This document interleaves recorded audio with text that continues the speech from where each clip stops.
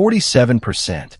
That is how much of Tajikistan's entire economy in 2024 arrived as money sent home by people working in another country. Not aid, not exports, not oil. Wages earned somewhere else, wired back in amounts of $200 and $300 a time. Almost all of it comes from one place, Russia, which means the single largest source of income in this country of 10.5 million people is a decision that gets taken in a foreign capital, about visas, about a currency, about who is welcome. Twice in the last 12 years, that decision went the wrong way.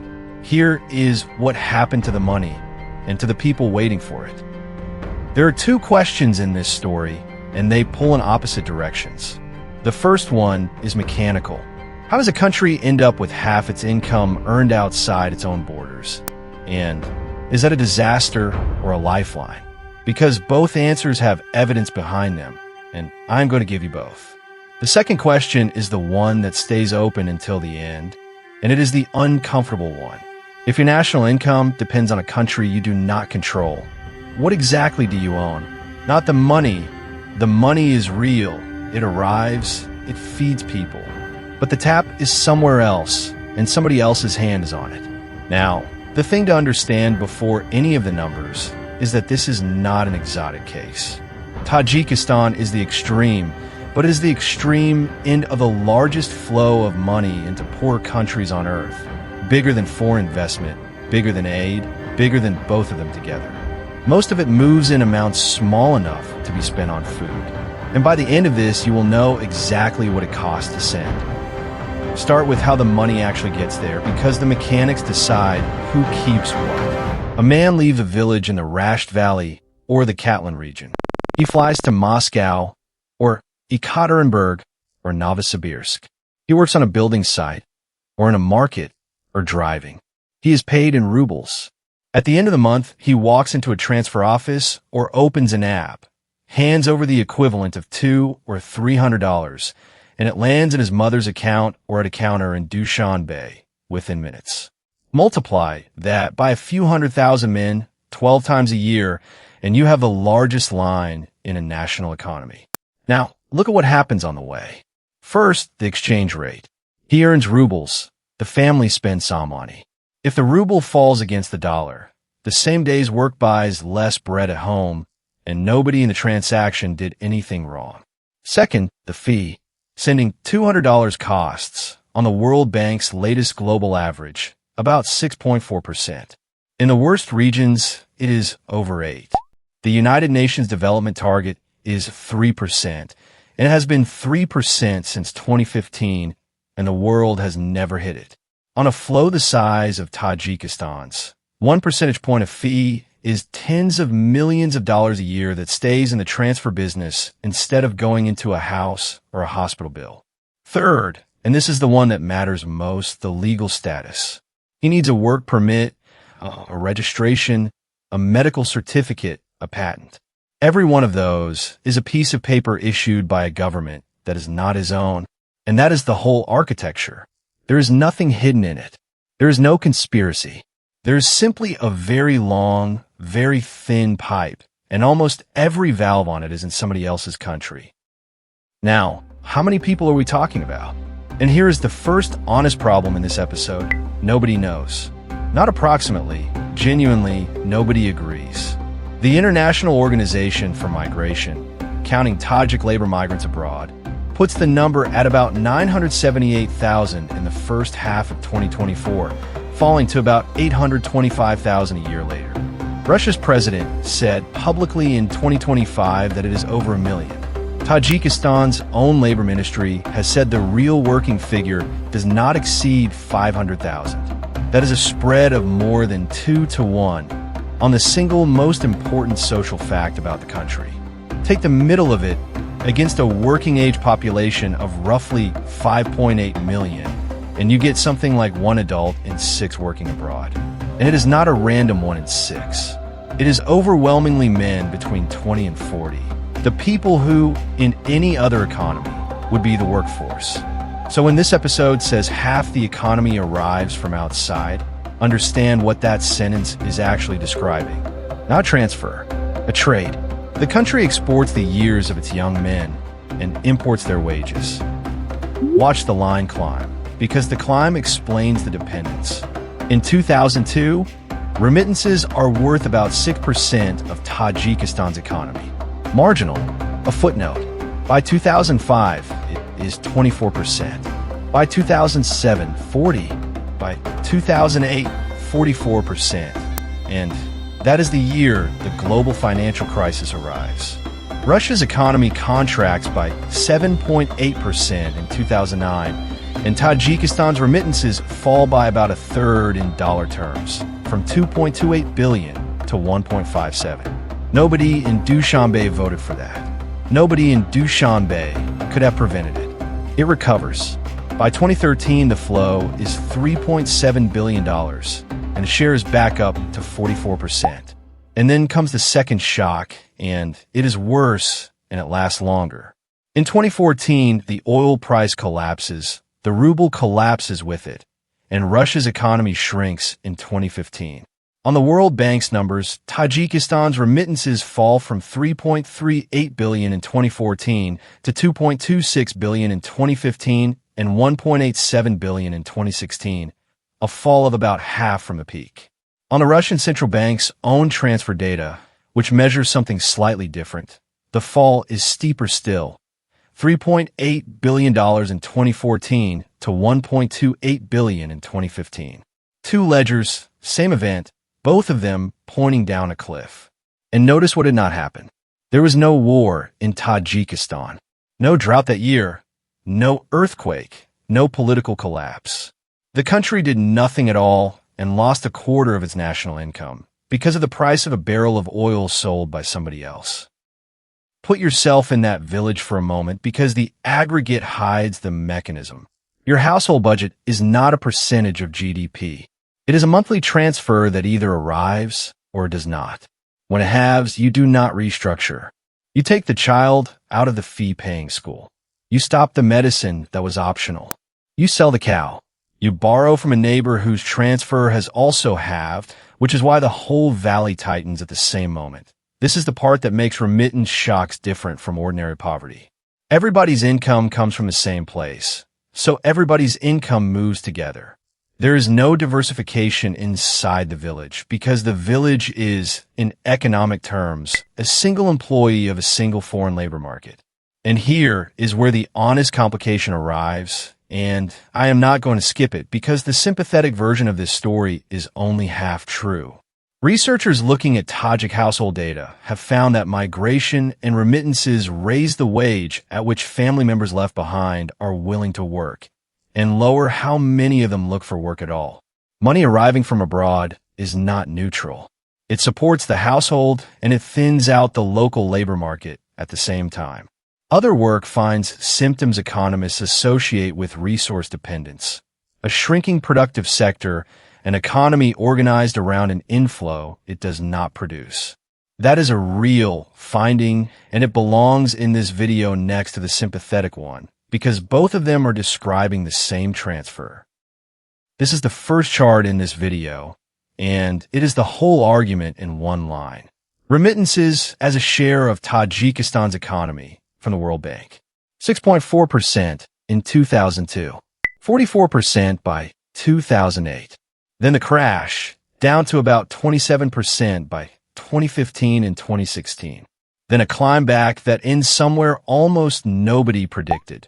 49.9% in 2022 and 47.2% in 2024. Look at 2022 again, because that year is the strangest data point in this entire story. That is the year Russia invaded Ukraine and was hit with the heaviest sanctions ever imposed on a large economy. Every reasonable forecast said money sent home from Russia would collapse. It did the opposite. Remittances into the region hit a record. The World Bank measured a 19% jump across Europe and Central Asia to $79 billion because Russia's labor market was suddenly short of workers. Wages rose, and the ruble briefly strengthened against the dollar. War in the destination country was, for 1 year, good for the sending country's income. If that sentence makes you uncomfortable, it should. It is the clearest possible demonstration that this money does not respond to anything the receiving country does. It responds to conditions abroad. And in 2023, when the ruble weakened again, flows into the region fell more than 10%. And then, on the 22nd of March 2024, a concert hall on the edge of Moscow was attacked. More than 140 people were killed. 4 of the men charged as the attackers were Tajik nationals. What followed is documented by news agencies, by Human Rights Watch, and in Russia's own official statements. And it is the part of this story where the abstraction about foreign valves stops being abstract. Within months, Russia deported around 100,000 migrants in the first half of that year alone, a rise of about 50% on the year before, according to a senior Interior Ministry official quoted by Reuters. New legislation that summer allowed police to expel migrants without a court order. Human Rights Watch documented raids, harassment, and violence against Central Asian migrants across the country. Tajikistan's labor minister reported that departures for work abroad in the first half of 2024 fell 16% against the year before. Now hold 2 things in your head at once, because this is where most coverage picks a side and stops thinking. Thing 1. The crackdown was real, and it fell on hundreds of thousands of people who had nothing to do with an attack. Thing 2. The money did not fall. Tajikistan's remittances in 2024 were $6.8 billion on the World Bank's numbers, the highest in the country's history. Both of those are true. Fewer people, going anyway, sending more, which tells you something bleak about how little choice is involved in the decision to go. So let us put the dollars on screen, because the percentage hides the swing. This is the same flow measured in money rather than share of economy. $1.5 billion in 2009, $3.7 billion by 2013, $1.87 billion by 2016. The flow loses half its value in 3 years. Then $6.8 billion by 2024, the highest ever recorded. That is not a growth curve. That is a heartbeat monitor, and every peak and trough on it was set by conditions in another country. Now, the mistake people make when they see this chart, and I have made it myself, they read the recovery as resilience. It is not resilience. Resilience would mean the economy found another source of income. It did not. Tajikistan's income per person did rise across this whole period, from about $430 in 2000 to about $1,496 in 2024 in constant terms. Real progress, and worth saying out loud. But the structure underneath it did not change at all. The share of the economy that comes from abroad is higher today than it was before either crash. What looks like recovery on the chart is the same dependence, refilled. And Tajikistan is not alone on this chart, which is the reversal I have been walking toward. Nepal, 76.8% of all households receive remittances in the last full living standard survey, up from 23% in the mid-90s. 3/4 of a country's households on one income line from abroad. The survey also shows where it goes: food, health, school fees, consumption, not factories, which is exactly what you would expect from money sent by a son to a mother, and exactly what makes it hard to build anything permanent with. Tonga, remittances worth somewhere between 44 and 50% of the economy, depending on whose definition you use, the International Monetary Funds or the World Bank's, and that gap between 2 respectable institutions measuring the same island is itself worth noticing. In January 2022, the Hungatonga volcano erupted, and the tsunami did damage worth about $90 million, close to a fifth of the country's annual output. 2 things happened at once, and both are documented. The undersea cable was cut for weeks, which disrupted the formal channels the money moves through. And Tongans abroad sent so much money home that one digital channel moved 4 times its usual volume. The system for sending held broke, and the sending did not. So here's the pattern across 3 countries on 3 continents. The flow is astonishingly reliable in a crisis at home, and astonishingly fragile to a crisis abroad, which is precisely backwards from how national income is supposed to behave. And now, the part that comes after the ending, because the biggest number in this story is not 47%, and it is not $6.8 billion. This is the three countries together as a share of their own economies. Tajikistan, Nepal, Tonga. Three places with nothing in common. Different continents, different languages, different religions, different colonial histories, different destination countries. Tajiks go to Russia. Nepalis go to the Gulf, to Malaysia, to India. Tongans go to New Zealand and Australia on seasonal schemes with published quotas. 20,750 places in New Zealand scheme for the 2024 season, of which Tonga takes a couple of thousand. Nothing links these three economies except the shape of the line. And that shape is the point. Zoom out from all three and you get one number. $685 billion sent to low and middle-income countries in 2024 on the World Bank's estimate. Larger than all the foreign direct investment those countries received. Larger than all the aid. Larger than both together, and it arrives without a conditionality clause, without a consultant, without a press conference. In pieces of $200 at a cost of 6.36% from people who left. The single largest development program on Earth is not run by anybody. It is just millions of individual people paying for their own families, and it has been bigger than the official version for years. So the two questions. The mechanical one has an answer, and it is not the one either side of this argument likes. A country ends up with half its income earned abroad, not through some failure of national character, but through arithmetic. There are more workers than there are jobs that pay. There's a labor shortage a 3-hour flight away, and a transfer takes 90 seconds. Every individual decision in that chain is rational. The aggregate is a country whose main export is people and whose main import is their wages. And it is genuinely a lifeline. It feeds households, it pays school fees, it has lifted income per person in Tajikistan more than threefold since 2000. It is also genuinely a dependence. It thins the domestic labor market, it builds very little that stays, and it moves on decisions made in a foreign capital. Anybody telling you is only one of those is selling you something. And the second question, the one left open at the start.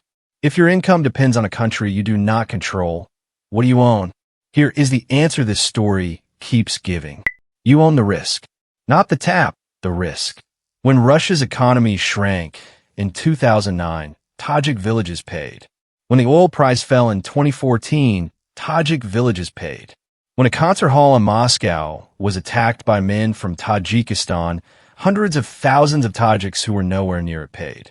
In each case, the decision was taken somewhere else, and the bill arrived at home, which is the exact definition of the thing every finance ministry on earth tries to avoid. And this is why it should feel familiar, even if you have never thought about Central Asia for a day in your life.